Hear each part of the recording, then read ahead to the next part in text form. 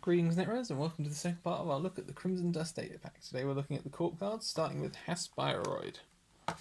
And first we have a new agenda, CFC Excavation Contract. Has a res cost of 4 and 2 worth 2 agenda points.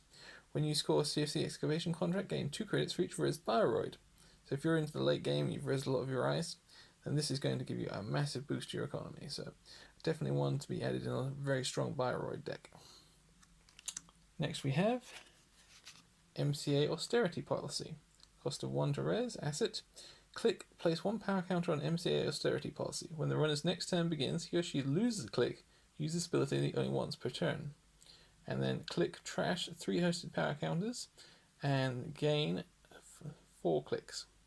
So this is a good one for using your own clicks and taking away the runner's ones to limit what they can do in their turn.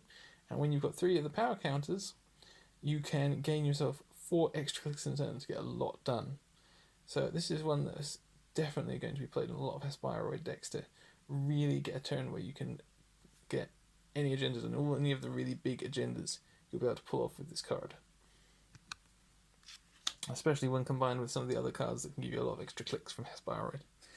Next we have Restore, cost of 1, Operation. Install and res 1 card from Archives, paying all costs. Remove all other copies of that card in Archives from the game. So this allows you to restore 1 card and use it again from Archives at the cost of every other copy of it in Archives that you have. And that could be a piece of ice, that could be a economy card that got trashed, and just lets you use it again. So it's good since you may not have another way to get any of the other cards out of Archives.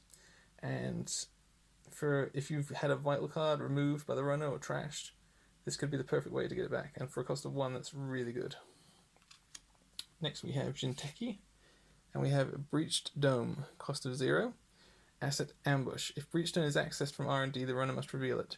When the runner accesses Breached Dome, do 1 meat damage and trash the top card of the stack.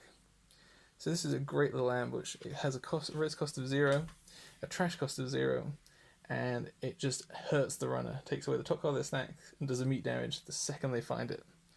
So it's a nice cheap little ambush to stuff in there and just watch the runner run into it. Next we have a new piece of ice, Sandstorm Ice Trap Deflector, rates cost of 2, strength of 5, has move Sandstorm so that it is the outermost piece of ice protecting another server. The runner continues the run from this new position and is now running on this new server. Then trash Sandstorm. So you only get to use it once, but with its strength it's difficult to get past early game, and you can put the runner running into one of your more powerful pieces of ice or straight into an ambush. So it's a good little card if you want to mess the runner, especially since you don't have to play a game involving 0, 1 or 2 credits to do the swap. It just happens. That's one I'm definitely going to be putting into my Jinteki deck. Now we're on to Ambient, and we have AR Enhanced Security Agenda. Res cost of 3, agenda points 1, agenda security. The first time the runner trashes a Corp card each turn, give him or her 1 tag. Now this is amazing. If you can get this off early game, anytime the runner wants to trash a resource card, an economy card, or an upgrade, suddenly they have to take a tag. They don't have an option about it, they don't have a way to avoid it, they have to take a tag. And that can be really, really strong, especially in one decks where you've got real ways to hurt the runner if they got a tag. So I can see that getting a lot of use. Next we have Rolling Brownout. A cost of 2, Operation Current. This card is not trashed until another current is played or an agenda is stolen. The play cost of each operation and event is increased by 1. The first time the runner plays an event each turn, gain 1 credit. So this one is really upping the cost of your operations and events, but it's forcing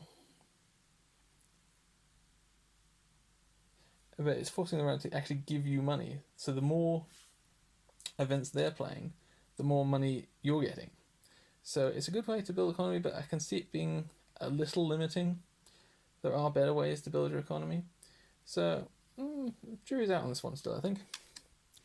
Next we have Threat Level Alpha, Operation Double, cost of 3.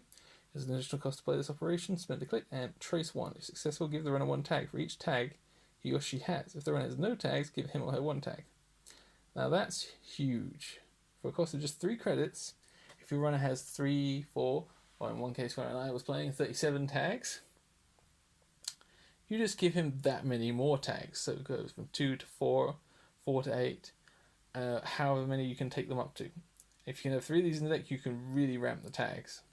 And if he doesn't have a tag at all, you just give him one. You do have to get through a tray, so you need to make sure you've got a good amount of credits to do this. But it's a good solid way to make sure the runner gets tags or keeps them. Next we're on to Waylon, and we have Priority Construction. Cost 1, Operation Double. As an additional cost to play this operation, spend a click. Instill a piece of ice from HQ protecting a remote server, ignoring all costs. Place 3 advancement tokens on that ice.